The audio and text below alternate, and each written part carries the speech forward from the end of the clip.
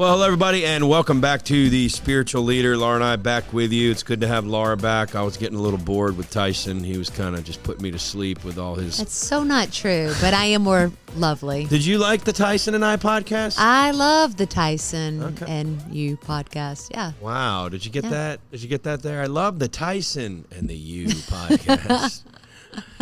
It blesses me to see what the Lord is doing in Tyson. He's got it. He's got it, and it really blesses me because he's connected to our family. Yep. Which is pretty powerful considering what we're talking about today. My actually that is powerful. Yeah. My children are blessed, and the Lord's really they're not perfect, but He's got His hand upon them. But yeah, we left off last week talking about children.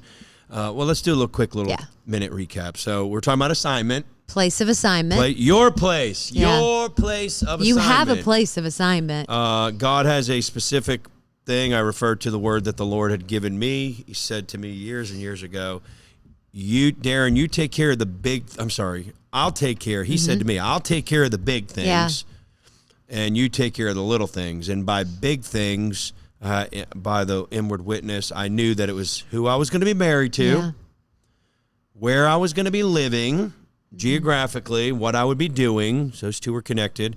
And then number 3, I believe, connected to that for me was children. It's funny, I just remembered the word that you had. The gentleman called you out, and what was it, the 3 M's? The prophet, he said, my life would be marked by the 3 M's, marriage, ministry, and motherhood. Wow. Isn't that powerful? Yeah, that was my place of assignment. Wow. Yeah. That's actually very fitting for this particular couple of podcasts. Marriage, it's ministry. It's powerful, too, because you mentioned, like, the Lord spoke to you about, I'll take care of the big things, and it really mattered that we were to marry the right. It matters. It matters for everyone. It really mattered for us, but for me, I was not pre-marriage, before we got married, I was not connected to the right individual, and I was actually headed down a path that I would have joined myself to that person. And it's not that it's not a good or bad. No. But share the word. It's powerful. So I was connected to the wrong person, a person I was not assigned to. Wow. It wasn't my place of assignment. Yes. It has nothing to do with the individual. It just was not my place of assignment. And it was during a meeting that there was a prophet, a man of God. He was ministering. And then all of a sudden he walked to me during his time of ministry. And he stood over me and pointed and he said, be very careful who you marry. If they don't understand ministry, your life will be hell. I mean, that's a pretty strong word. Well, I want to add some validity to this story because that prophet actually was Ed Dufresne. Yeah. Who Nancy Dufresne, many of you may know, husband. Who's really a big deal now. But that was Ed Dufresne, and that was in what, 1999 or 2000? 2000. Yeah, 2000. And wow, Laura, we're talking about assignment, guys. And it mattered. And see, I was going the path that I had chosen, that I wanted to go. And the Lord really had to do something to get my attention. Now, thankfully, I was in my place where I was supposed to be planted in a church. That might have been your saving grace. I was going to say, let me hit on that too, because it does matter that you are in the place that God has planting you in whatever body. And it could change from time to time. There's things the Lord, he'll move you, but you have to be willing and open. And I was in the place that God had planted me. And because I was in the place that God had planted me, the Lord brought forth a word in that place that was for me. And thank God, I listened to the Lord, you listened to the Lord, and we're together today. And it really was. And it mattered. It was part of God's plan. I haven't read this book in a long time. I think you actually just reread it recently, Plans, Purposes, and Pursuits. I don't remember all there is to remember about the book, but I remember it obviously going over things like this, like most people walk on in the natural, pursuing their own natural inclinations and desires and directions, etc., while really kind of ignoring, ignorantly or knowingly, the actual plan of God. I don't even think people realize what they're missing out on, but you're not really living. You're not, God things. eternity things. You're not really living until you step into that place of assignment. Yeah, and it's funny because I had gotten some revelation the other day on, I think it's John 15:16, but it said, "You have not called me, but you haven't chosen me, but I've chosen you, and I've appointed you to bear fruit that lasts." There's another passage somewhere between John 14 and 16. I think it says something similar, like that. Basically, when we bear fruit, it pleases the Father, right? Yeah. It's part of our destiny to bear fruit in that fruit that comes from the plan of God. What purpose and fulfillment. Wow. Yeah. But the thing that stuck out to me the other day was he said to bear fruit, and then it said fruit that lasts. Yeah. And then I was reminded the other day of I forgot where it is, 1st or 2nd Timothy, where it said that basically we're all going to be, the work that we do will be judged by fire, according to Scripture. Yeah. And depending on what we built with, the Scripture passage says, if you build with wood, hay, and stubble, it'll burn up. Yeah, and then you have the other more lasting ingredients. The gold. Yeah, whatever that was. But it said the wood, hay, and stubble they're temporary. They're not enduring. They're not eternal. So that talks of the works that we do. So back on with this assignment. Oh gosh, Laura, I really struggle sometimes with wondering, are people actually saved? That's a big question of mine lately, because when you're saved, the Spirit of God comes into your heart. You are now connected to the life of God, the Spirit of God, Romans 8:12 and 14. He bears witness with our spirit that we are the children of God. He puts a desire in us for the things of God, right?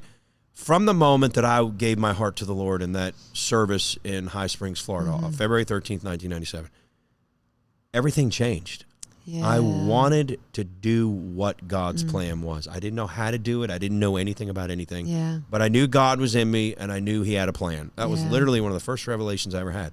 So then my pursuit of that plan has not always been perfect, but my heart has always been pure. Yeah. Meaning I want to do what God... Now, here's where this thing really took off for me. In the very beginning of the first being saved, first year, I started realizing, wait, God has a plan. Like, it was one of the most basic things. Like, a 2-year-old can understand it. And in my spirit, I knew God has a plan. So I was sitting at home one night. We'll get back to the children thing. Yeah. I was sitting at home one night here in Live Oak before I moved to Oklahoma. And I was just frustrated. Like, I was doing everything I knew to do. I was serving. I was being faithful. I was on fire for the Lord. I was studying the Word. I was praying. I was, giving my gifts in service to God, et cetera, leading others to the Lord, ministering, all these different things. And I wasn't fulfilled all of a sudden. And I began to ask the Lord about, what is this, Lord?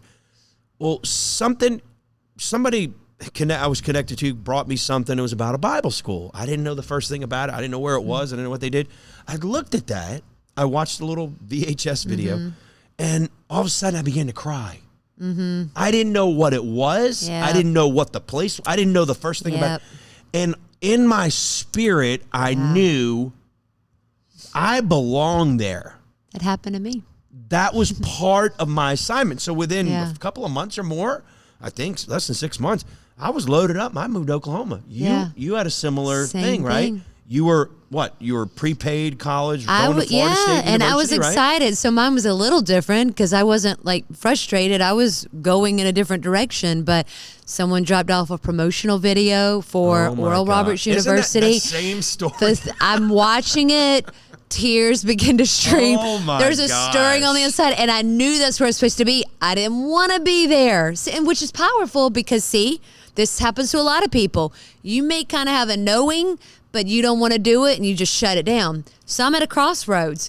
Tears streaming. There's a stirring. I know that's where I'm supposed to be. I did not want to leave home, but I knew if I did not respond and if I did not obey, I would be in disobedience. Well, you actually took your story. It was actually pretty powerful because you actually took a step of faith. You called somebody, I think it was Shelly, and she said, just go and visit. For the college weekend. Go visit Oral Roberts University. Just let your feet land on the ground there. That's what I did. And you went, as you said, tell the story. As soon as you got off some bus or whatever, you got your feet Yeah, Woo! that was my place of assignment. And again, It was preparation. Are we gonna do another podcast? Because then we could talk about like things that happened there during my time and lots of other things. Yeah, go ahead. Just go with the flow. No, okay. Well, I mean, I thought it was just, this is so powerful, well, actually. it was a challenging time, which is interesting. You're just like, wait, that was your place of assignment. Shouldn't it be just, flowery beds of ease?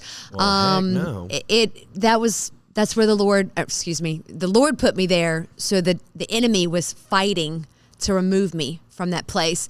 Because like you said, the Lord did just a deep supernatural work in me. You really got turned on to so many things then.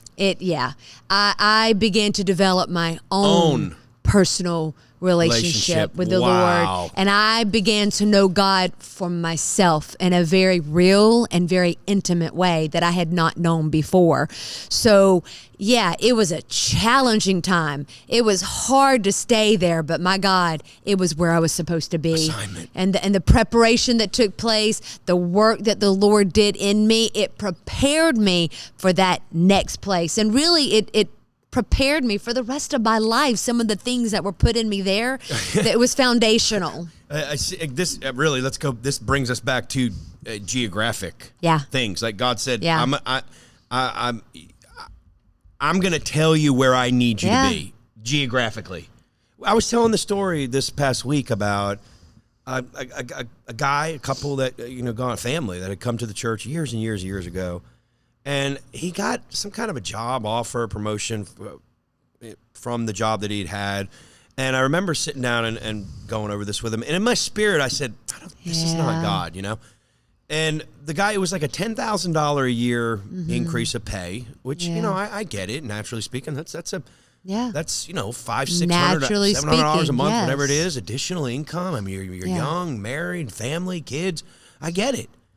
But the thing that bothered me about it, in my estimation, from a pastoral perspective, the guy didn't really pray about it. Yeah. He didn't seek the Lord's guidance. I don't think he was at the time spiritually developed enough to where he knew how to follow the Holy Spirit or didn't have that basic knowledge of how to follow. So basically, he ended up taking the job. The job became very stressful. It wasn't even worth the additional pay. I'm not saying that these are connected, but what happened beyond that was the marriage began to be strained and struggle. Yeah. The couple ended up getting separated, ultimately divorced. It really affected their family. Yeah. Now, I didn't sense during that time that was anything to do with God's assignment. I actually felt like the guy was in his place. It's kind of interesting because can the enemy bring a good opportunity towards you, in your path? Yes. Can the enemy open up doors that are not God doors? Can the enemy bring blessings that are not from God? Well, how about this? Can the enemy bring a little boo thing that's not from him? Yeah. Hello? Yeah. I remember we were talking about this a while back, but I was in a dating relationship before I went to Bible school. Yeah. And the Lord supernaturally delivered me from that. It was just, it wasn't a good path. It was a fine person. There wasn't anything to do with that. It just wasn't God's plan, right? God delivered me from that thing supernaturally. Months later, after you got saved, me and this individual who had dated had a conversation. And the conversation took on a little bit of a spiritual level. And me and this other person said, maybe this is the devil trying to tear us apart. It was the devil trying to convince us that it was the devil tearing us apart. We started taking steps to get back together. And the wrong doors started opening up. And then all of a sudden, I ended up going on a ski trip that I wasn't supposed to be on with a group of young, older married couples, really. And I was 19 years old. But through the church you were supposed to be connected to. Yes, again. Through the church I was connected. I'm there at this thing. A woman is ministering, very anointed minister. I'm sitting there. She turns in the middle of her preaching and looks directly at me and says, aside from her message, she looks at me, points at me and says, don't ever go back into something God delivered you from. She said that the power of God hit me right there in my chair. There was another minister standing beside me. He got hit by the power of God. And I said, Lord, I got it. I got it. That thing was ended that day, and I did not go down that road. Now, God did supernaturally intervene in that, but I had enough willingness and obedience. That's it. You had to say yes. And I've always been a little bit more tenderhearted to say, this is not my show. I knew when God delivered from darkness, I was a horrible person, and I knew I was born again. I knew God delivered me, and then from that beginning, I've not hit it 100% of the time right, but I've always said, Lord, this is your thing. Yeah. I knew I did what I can do. I'm yours. Yeah. But you do the best you can. But back to that's so good, Laura. I was in the church that God assigned me to. Yeah. I mean, you got to look at this. Those things matter. Well, think about too, because again, I guess we're kind of taking this in a different direction. Well, no, it's good. I'm kind of thinking about kids now. This is good, because I'm going to go back to this. The place of your assignment is the place the enemy will try and keep you from. So let's talk real practical, like with a church, because the Lord knows. He knows what you need to get in you. He knows the preparation, things that you need to be prepared for. He also knows the supply that you need to bring to a house. He knows all those things. Let's just make this as simple as possible. If you're listening to this or watching, where you go to church is not your decision. Yeah. Okay, let's just make this real practical. Because it does say in one of the Corinthians, he sets the members in the body as he sees fit, right? As he chooses. Mm-hmm. Just think it, say it, whatever. Where you go to church, where you live. Now, you do have to decide to go with God. Yeah. But it's his decision. He's not going to override your will. He's not going to take control of your will. You're going to have to decide. But where you live and where you go to church, where you're connected with, what body you connect with, is his decision. So don't be surprised if there are opportunities to get offended, to get your feathers ruffled, to go do what you do in another place that appreciates you more. Well, all those things. But it's going to happen because the enemy is going to fight you in that place. That is so good, Laura. So it would be wonderful to be made aware of this before, so that then when it happens, you're not surprised by it. But again, you go back to the word, because you're like, the Lord planted me here. And until the Lord says, all right, this is where I'm moving you to, this is where you're to be now, it's not your decision. So whatever kind of feeling, because feelings come and go, those kind of things that happen, you can't be swayed or moved by that, because the safest place to be, the place you want to be, is right smack dab in the will of God. Yeah. And that's in the place that he's assigned you. That's the place that he's positioned you. Wow. And it causes great humility. There has to be great humility. There's a humbleness that you're going to have to, a posture of humility that you're going to have to take on and go, you know what? It's not about my feelings, my thoughts, my perceptions. It's about, this is where the Lord's called me. This is what he's called me to. And I'm going to be faithful to that. And the Lord will honor and bless you because of that. Yeah, and that's where his fullness is. His fullness is in the assignment. Yeah.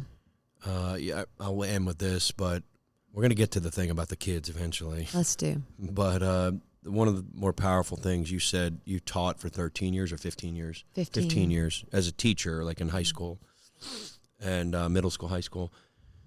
And you said, just in a time of prayer, the Lord spoke to you and said that I never called you to be a teacher. Mm-hmm. I mean, this is one of the more powerful things I've ever heard in my life, where the Lord, you had been teaching already for 15 years, and the Lord said to you, I never called you to be a teacher.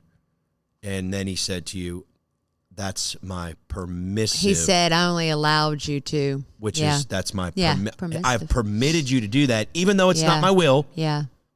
And I wonder, Laura, you're in ministry, you're a believer, you're spirit-filled, in a good church, and for 15 of those years, you were in a place of permissive will. And I the thought crazy to myself, thing wow. is, you know, I mean, it was good times. The Lord blessed it. There was fruit. I mean, there were some supernatural things that happened.